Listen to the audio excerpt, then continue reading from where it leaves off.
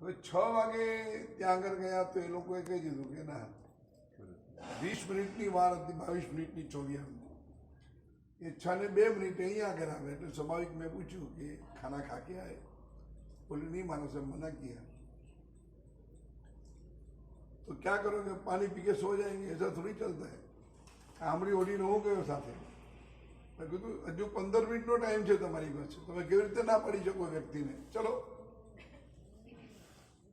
તીર્થયાત્રા કરવા નીકળ્યા છો, 1,12,000 ના કરતા ક્યાંય રાત્રિ ભોજન ના કરતા।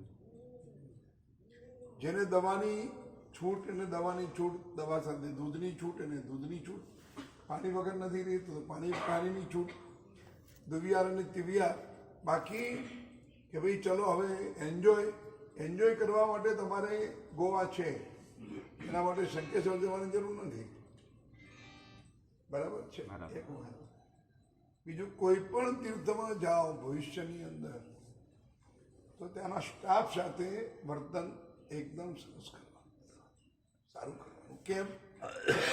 સ્ટાફ જનરલી અજૈન જ હોય, જૈન ન હોય, અને જો એની સાથે તમે જરા પણ ઊંચા અવાજે વાત કરો, મારા બાપનું છે આમ કરો, અહીંયા અમારા બધા અનુભવ બહુ થાય છે, આટલી મોટી થીસીસ લખી શકાય એટલા અનુભવો છે। એટલે એક ખાસ વાત એ ધ્યાન રાખો।